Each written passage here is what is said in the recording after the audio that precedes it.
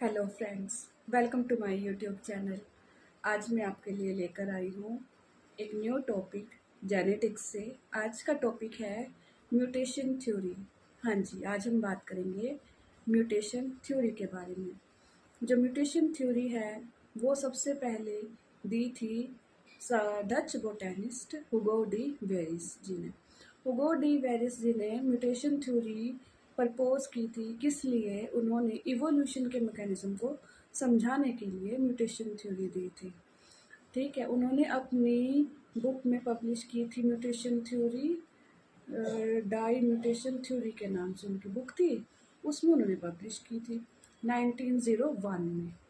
तो mutation theory क्या कहती है? म्यूटेशन थ्योरी कहती है कि जो न्यू स्पीसीज अराइज होती है वो होती है large solitary variations. Large solitary variation for which new species are not only arise by the minor mutations, but it can be arise by large solitary variation through the natural selection. He coined the term mutation. Mutation क्या होती है? जो gene होते हैं DNA में, उनमें changes आ जाते हैं, जिससे क्या होता है, एक डीएनए जो है उसमें जो जनरेशनल चेंजेस आते रहते हैं, वेरिएशन होती रहती है, और जो एक ऑर्गेनिज्म है वो इवॉल्व होके कम्प्लीटली न्यू ऑर्गेनिज्म और न्यू स्पीसीज बन जाता है, वो होती है म्यूटेशन। जो म्यूटेशन है ये एक्सप्लेन की थी हुगो डी वेरिस जी ने। हुगो डी वेरिस ने इवोल्यूशन को एक्सप्लेन करने के लिए टर्म म्यूटेशन।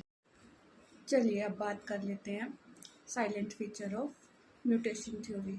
म्यूटेशन थ्योरी के साइलेंट फीचर जो है वो इस तरह से हैं। म्यूटेशन थ्योरी जो है वो हमें बताती है कि म्यूटेशन जो है वो इवोल्यूशन प्रोड्यूस करती है। म्यूटेशन होगा तभी इवोल्यूशन होगा। सेकंड, जो म्यूटेशन है वो हेरिटेबल होती है, वो वन जनरेशन से second generation, third generation and further transfer होती रहती है। और जो म्यूटेशन है वो हार्मफुल भी हो सकती है और यूज़फुल भी हो सकती है, बट जो म्यूटेशन हार्मफुल होती है वो एलिमिनेट हो जाती है, और जो यूज़फुल म्यूटेशन होती है वो नेचुरली सिलेक्ट हो जाती है। अब हम बात कर लेते हैं म्यूटेशन के क्रिटिसिज्म के बारे में।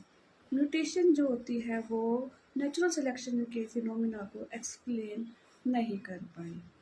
म्यूटेशन जो होती है वो ये नहीं बता पाई कि म्यूटेशन कई बारी रिसेसिव होती है, रेट्रोग्रेसिव होती है। तो रिसेसिव और रेट्रोग्रेसिव म्यूटेशन जो होती है वो अपने कैरेक्टर नहीं शो कर पाती, तो हमें नहीं पता चलता कि उनसे इवोल्यूशन हुआ भी है कि नहीं हुआ है।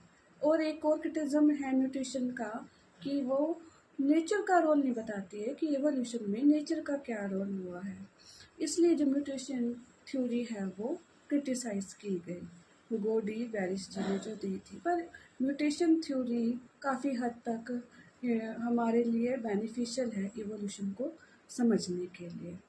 सो फ्रेंड्स, आपको म्यूटेशन थ्योरी कैसी लगी मुझे कमेंट में ज़रूर बताना, और ऐसे ही बहुत सारे वीडियोस के लिए, जेनेटिक्स के बारे में पढ़ने के लिए, समझने के लिए मेरे चैनल को लाइक, शेयर और सब्सक्राइब ज़रूर करें।